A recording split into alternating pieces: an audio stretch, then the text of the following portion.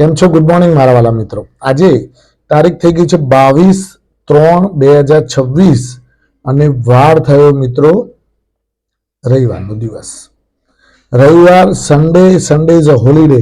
આજે બધા રજાનો દિવસ છે એટલે ફ્રેશ મૂડમાં હશો અને ફેમિલી સાથે સમય પણ વિતાવતા હશો. પણ મિત્રો, આ ત્રીજો મહિનો 2020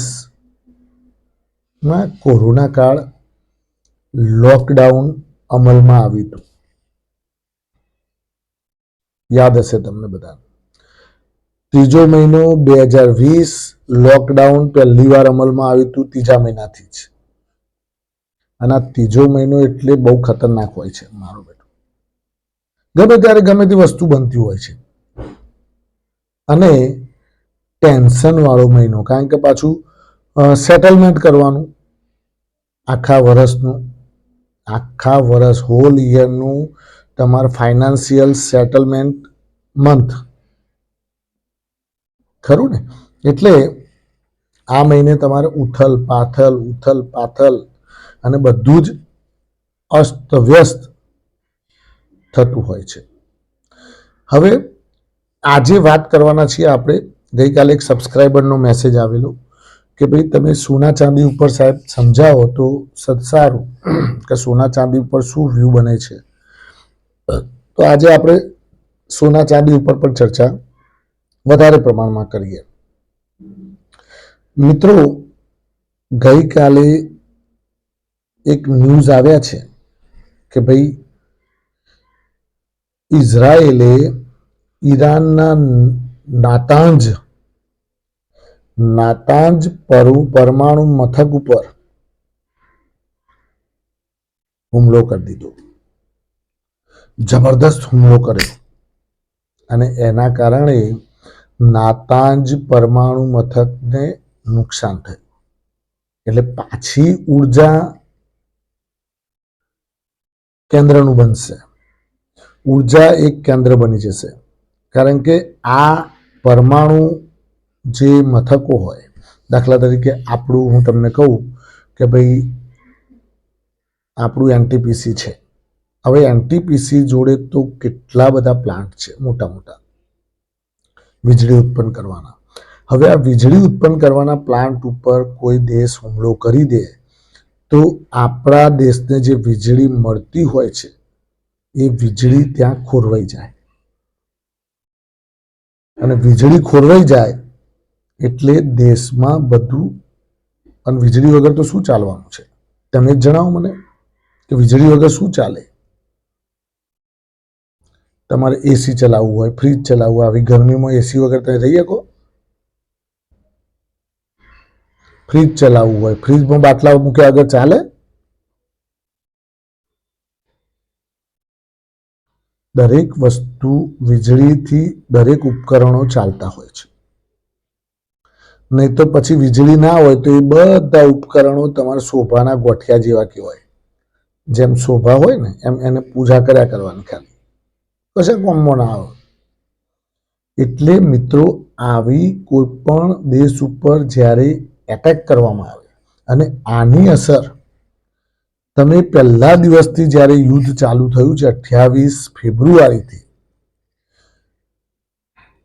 તે સોનું ટોપ બતાવી અને પછી ધીમે ધીમે ઓગળવા માંડ્યું. અને ઓગળતું 1,48,000 સુધી આવી ગયું. એટલે મીન્સ કે ઓગળતું એટલે મીન્સ કે ઉતરતું. હવે 1,48,000 બંધ છે. હવે વાત કરીએ સોમવારે. તો સોમવારે મિત્રો હવે 2 અપડેટ આવેલી છે. એક પહેલી અપડેટ એ છે કે અમેરિકાએ ઈરાનની જે રિસ્ટ્રિક્શન્સ લગાવ્યા હતા કે ભાઈ તમે તમારું ઓઇલ છે એ બહાર વેચી નહીં શકો, પણ એ 1 મહિના માટે છૂટછાટ આપી દીધી કે તમે તમારું ઓઇલ ને બધું બહાર વેચી શકો ગમે તે દેશના. એટલે ભાવ નીચા લાવવા માટે. શાના? ક્રૂડ ઓઇલના. અને ક્રૂડ ઓઇલ જેમ વધે એમ સોનું ચાંદી તૂટે. કારણ કે બધું જે સ્માર્ટ મની છે એ સ્માર્ટ મની બધી સોનામાંથી ચાંદીમાંથી જે સેફ હેવનમાંથી નીકળી અને ક્રૂડ તરફ આવે, એટલે ત્યાંથી મની નીકળ્યા એટલે પેલું નીચે આવે સોનું ચાંદી, અને આ બાજુ ક્રૂડ ને બધું ઊંચું જાય. હવે ક્રૂડ નીચે આવે તો જ સોનું ચાંદી વધે.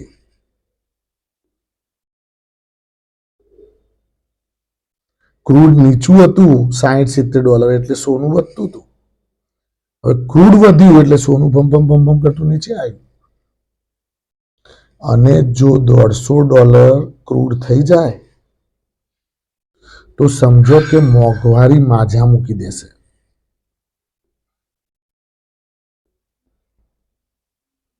અત્યારે હાલ જ $108 ચાલે છે, તોય આઈઓસી, બીપીસીએલ ને એચપીસીએલ ને તો નુકસાન જ છે ડીઝલ ને પેટ્રોલમાં,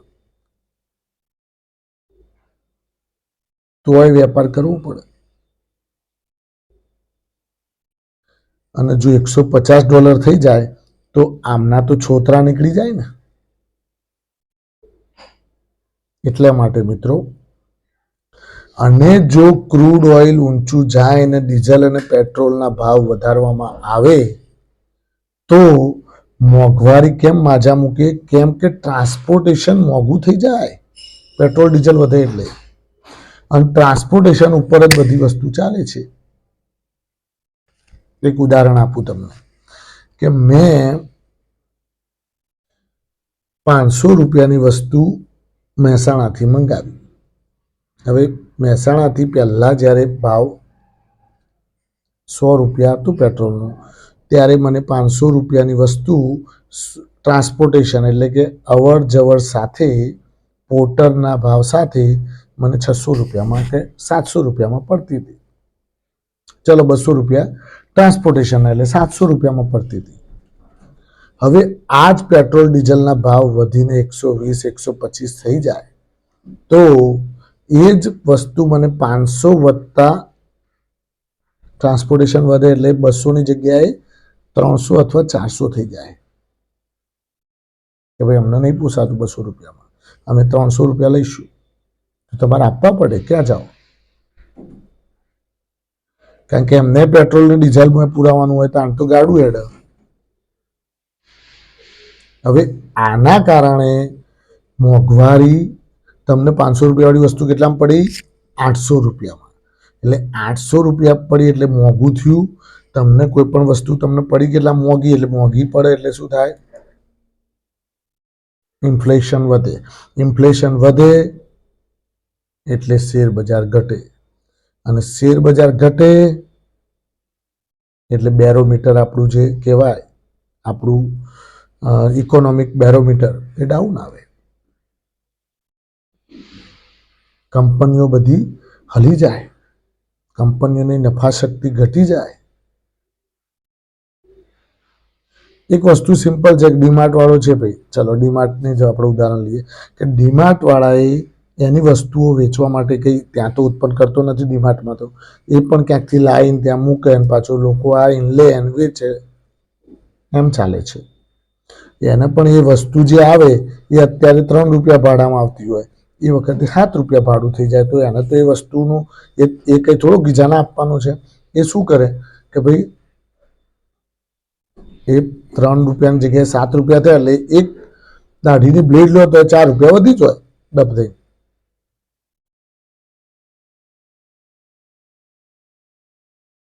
એટલે મૂળ તો પબ્લિકનો જ મરો છે. આ બધું શું ટૂંકું અને ટચ કહીએ તો. અને જેમ સોનું ચાંદી, મિત્રો અત્યારે સોનું ચાંદી નીચે આવવાનું કારણ આ જ છે કે સ્માર્ટ મની અત્યારે ત્યાંથી સોના ચાંદીમાંથી નીકળી અને ક્રૂડ ઓઇલમાં અત્યારે હાલ પૈસા ઠાલવી રહ્યા છે. કારણ કે એનર્જી સંકટ છે, એનર્જીના કેન્દ્રો ઉપર હુમલા થાય છે, એટલે એનર્જી સંકટ. કતરમાં હમણાં તમે જુઓ એલપીજી એલએનજી વાળા પ્લાન્ટ ઉપર હુમલો થયો. હાલત કોની બગડે? ઇન્ડિયાની. કારણ કે સૌથી વધારે વપરાશ કરતા દેશ કયો? ઇન્ડિયા. પબ્લિકનો ટોટો ક્યાં નથી? ઇન્ડિયામાં. આપણે તો વપરાશ કરતા છીએ, લોકો બનાવે છે ને આપણે વાપરવાનું. હવે ત્યાંથી જ પેલો મોંઘું મોકલે, એ લોકો પાસે માલ ના હોય ને પછી મોંઘું મોકલે તો આપણી તો પબ્લિક શું કરે? સરકારે શું કરે? સરકારે પછી તમને ભાવ એ પ્રમાણે જ લે ને, ઊંચો જ ભાવ કરે ને ભાઈ, એમાં સરકારના હાથમાં થોડું હોય. એટલા માટે મિત્રો અત્યારે આખી જે સાયકલ છે એ યુદ્ધના કારણે થોડી ખોરવાઈ ગઈ છે. આ સાયકલ રાબેતા મુજબ થવા હજુ 3-4-6 મહિના લાગે. જો આજે યુદ્ધ બંધ થઈ જાય ને તો એ 3-4-6 મહિને આ સાયકલ કવર થાય, એકદમ ના થઈ જાય. કોઈ રાતોરાત પેલો એલપીજી કે એલએનજી બધું બનાવવામાં ના મળે, એને બધું પાછું હરખું કરવું પડે, બધું ગોઠવવું પડે, મશીન તૂટી જોઈએ પાછો રિપેર કરાવવો પડે. મિસાઇલ આવીને પડી હોય તો કરે, ખરું ને? એટલે આવી વસ્તુ છે. એટલે બધા ધ્યાન રાખીને શાંતિથી કામકાજ કરવાનું, ઉતાવળ કરવાની કોઈ જરૂર નથી. ધીરજતા, ધૈર્યતા રાખવાની, કુલ માઇન્ડ રાખવાનું, અને કોઈ પણ જગ્યાએ ક્યાંય પેનિક કરવાની જરૂર નથી. ગમે ત્યારે ગમે તે વસ્તુ એટલું યાદ રાખવાનું કે ખરાબ દિવસોની પાછળ સારા દિવસો હોય છે જ. આ યાદ રાખીને ચાલવાનું. Thank you. ખૂબ ખૂબ આભાર મિત્રો.